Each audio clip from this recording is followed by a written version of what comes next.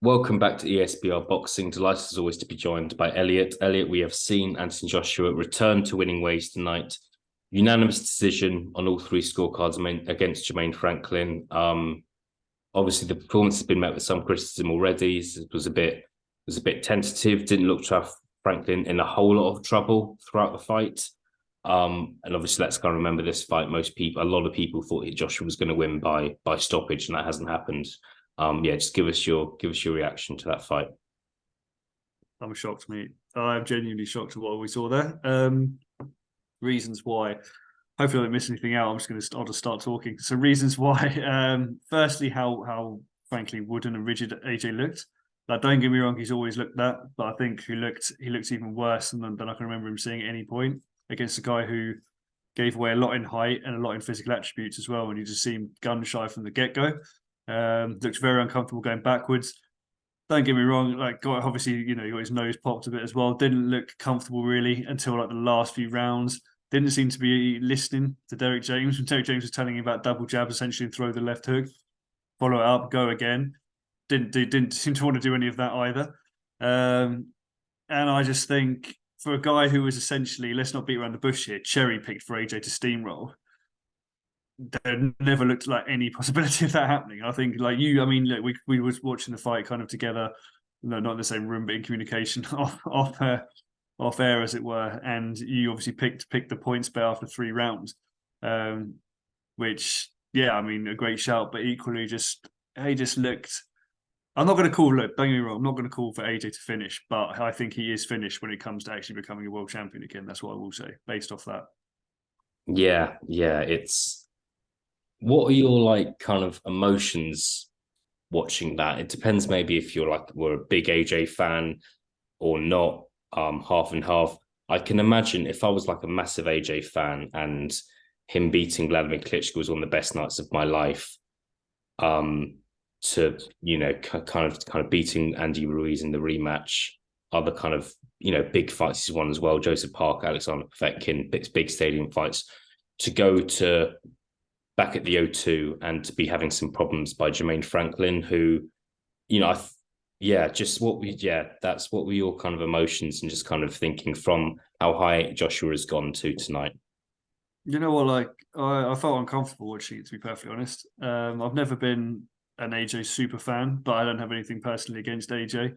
The thing was that I would kind of critiqued previously on these videos have been the sort of hype around him, the over promotion, the over marketing, essentially, the kind of false perception, both from him from sort of public relations perspective and from just like a boxing fandom perspective. I think if you look at his record, I've said this again previously, I think the Povetkin KO was a solid KO.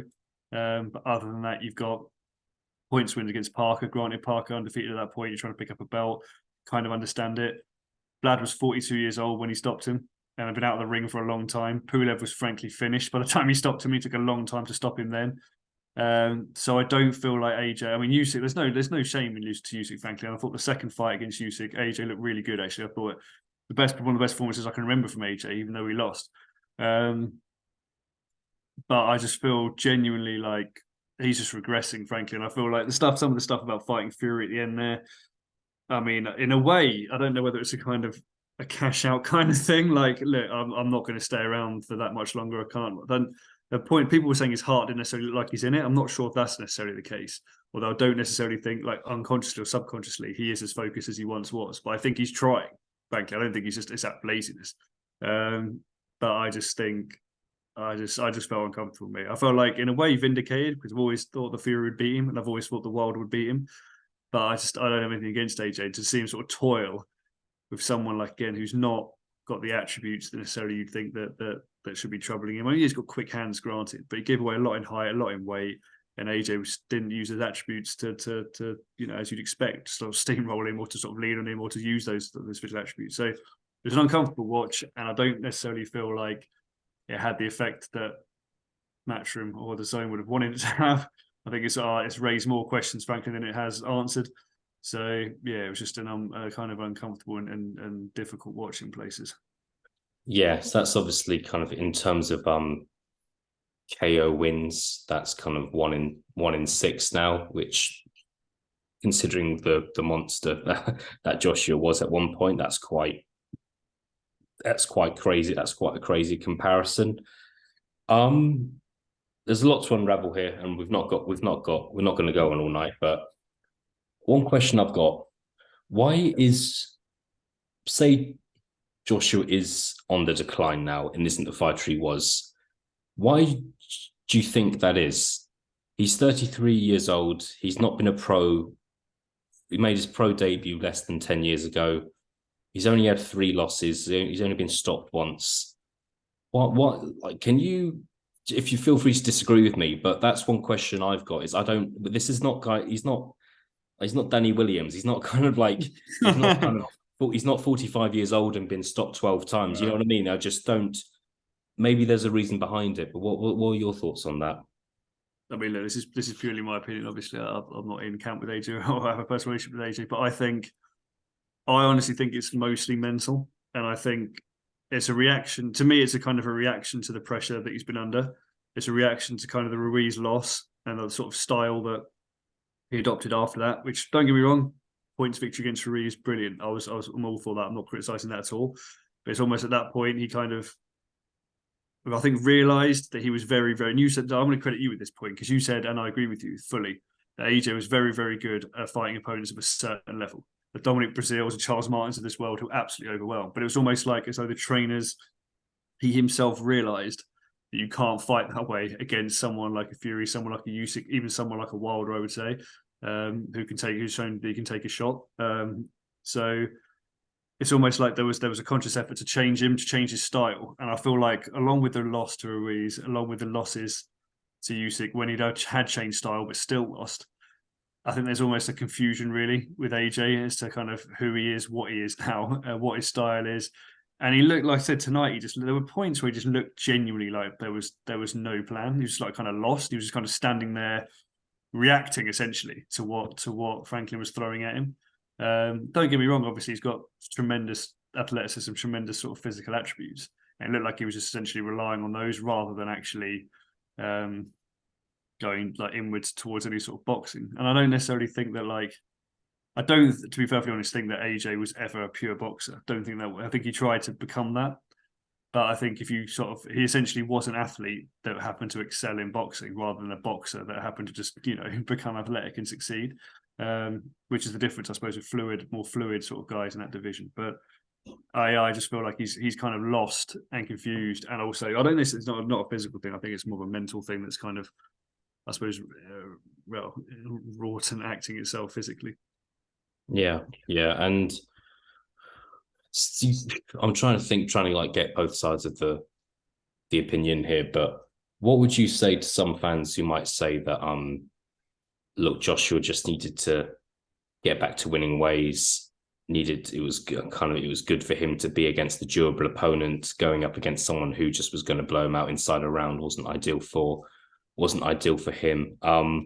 What would you say to those who are more optimistic about Joshua's kind of chances moving forward?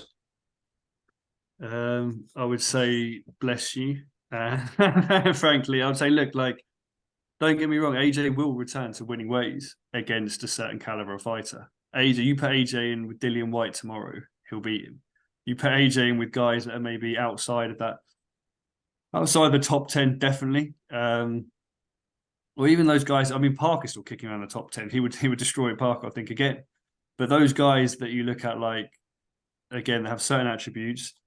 Fury obviously can move. Even someone like Andy Ruiz with fast hands, Franklin had quick hands tonight, and that causing problems. So those guys that have that are going to cause problems. The guys like Joe Joyce, I think, I actually think Joe Joyce would beat Joshua now. I think he'd pressurize him and just eventually sort of gas him and stop him. So to those guys, I think, yes, AJ can get back to winning ways to a certain level. But if you want those sort of fights, those big fights, like the Wilder fights, the Fury fights, I don't think no matter how, it's good for his confidence, but I don't think no matter how many people you line up to a certain level and have AJ knock him down, it's going to be enough, frankly, to overcome those final challenges. Yeah. Okay. Yeah. As I've said this, I could ask you a lot more questions, but we've not got all the time in the world. So tonight's happened. Joshua's won. There was no debate over who won the fight. The fight wasn't that close. Two judges gave Franklin 3 rounds. So no one, I don't think you'd find many people out there who would have given Franklin more than 3 rounds. But we just want to discuss moving forward now, which we have touched on, but let's actually say what will happen next. Do you not what AJ kind of should do, but what do you think will happen? Do you think it will be? I'm going to give you 2 options here. Will it be in a big fight, or will it be in a big fight? I.e., will it be against someone similar to Jermaine Franklin's level, or do you think we could actually see him against Wilder, Joe Joyce, Fury in his next fight? I fully believe that AJ wants to go into a Fury or a Wilder fight next. I just think there's absolutely zero chance, despite what Eddie Hearns came out saying tonight about, going into maybe a summer fight with Fury or whatever, that would ever happen. Simply because people aren't stupid at the sort of money making end of the sort of boxing world, and they all know that Fury will beat him. So frankly, I think it'll be a case of saying, look, one fight with Derek James, and it's a learning curve, etc., will put him into another learning fight. I think he'll probably fight Dillian Whyte next. I think, to be honest with you, even though it shouldn't be, that's still a big fight. But I think AJ handles Dillian Whyte, frankly. I can see that happening. Beyond that, I mean, he's got this 6-fight deal or something with DAZN. Does he go into Fury then? Does he go into Wilder then? I mean, what's Wilder like? 36? I mean, 37 sort of years of age. I still think Wilder will stop him. I still think Wilder. Like, there were times tonight when AJ got caught, and if he gets caught against Wilder, we know that Wilder can take a punch, and if he gets caught by Wilder, he's going. So I don't think that's going to happen in the next fight. Maybe not even the next 2 fights. But I also feel there's a conflicting pressure between fans who are going to go, we might let you have one more, we might let you have Whyte, but then after that we want to see you fight someone. So in a weird way, I could think the next fight for me definitely would be Dillian Whyte, or someone of that level. And then after that, I think he's got a tough decision to make, really, whether he can kind of accept someone like Joyce. If Joyce wants a belt, maybe he goes that way. Yeah. But I don't think. I think they'll try and do what they can to delay, frankly, a Fury or a Wilder for as long as possible. Yeah, and I think Whyte is the best fight for Joshua. It's a fight he's the favourite for. It's still a big money fight. That's still that fight still does fill out a stadium in my opinion in this country. So I would agree. I would agree with that. I think that Whyte obviously last fought in November against Franklin. He was he was a pundit for DAZN tonight for a reason. That wasn't kind of by coincidence. So I'm in agreement there. I was planning on kind of throwing some names at you, but I feel like if we're both in agreement that it's probably going to be Dillian Whyte, then we probably don't need to do that. So yeah, I think we'll kind of maybe round things off there. I think my kind of only final question for you, Elliot, is assuming it is Joshua Dillian Whyte this summer, what would happen? I think AJ wins, frankly. Do you think he would stop Whyte? Yes, but only because I don't think Dillian Whyte's got a very big engine. I think if he touches him. But having said that, the yes is a lot quieter than it was at one point, frankly. I thought if he stops Franklin tonight, then it's almost made for him to stop Franklin tonight, go into Whyte, stop him, and then you got the ball rolling. But I honestly feel like he caught Franklin a few times. I don't know that's because the way he was kind of like almost gun shy, so he was kind of like hitting him but not committing to it fully, that he wasn't blowing him out there. But yeah, the AJ caught him several times fairly flush on the face, and it didn't move him. So you're sitting there going, maybe he hasn't got that same thing in his locker that he once had. To be perfectly honest with you, so I would still say yes, but not with the confidence that I would have said yes previously. Yeah. Okay. Cool. Anything's there, Elliot? Yeah. Interesting kind of call. I think it's the result we were expecting, but not what we were expecting. And I think that it's a bit of a bittersweet night is how I'm going to round things off. It's nice to see Joshua back fighting in the UK again, but it was not the Joshua we were it just wasn't. It's not the same Joshua of 4 or 5 years ago. So, and in ways it's a bit sad, but who knows? Maybe he'll prove us wrong and come back in an explosive performance in his next fight. I'll let you round things off. Is there anything else you want to say? No, I just want to say that I think that's the way it should be rounded off. And I also feel that, look, I think there was guys that were realistic about what had happened tonight. Carl Froch from BBC was one of them. There were guys that were frankly not realistic about what had happened. Tony Bailey being one of those. And I just feel like, look, we've all got eyes, we've all got memories, and we all know what we've seen there. And it is, like you say, it's not the Joshua of 5 years ago. And whether he comes back to that level or whether he doesn't, it's like boxing in the way, isn't it? You marinate certain fights. Sometimes they happen, sometimes they don't. But tremendous fighter. Just I think, to be perfectly honest with you, the end of the road is coming sooner than we'd have thought. When you think of guys like Usyk being 35, 36, Wilder 37, I'd be very surprised if we still see Anthony Joshua fighting at 37 years old. Elliot Grigg, thank you very much. Thank you.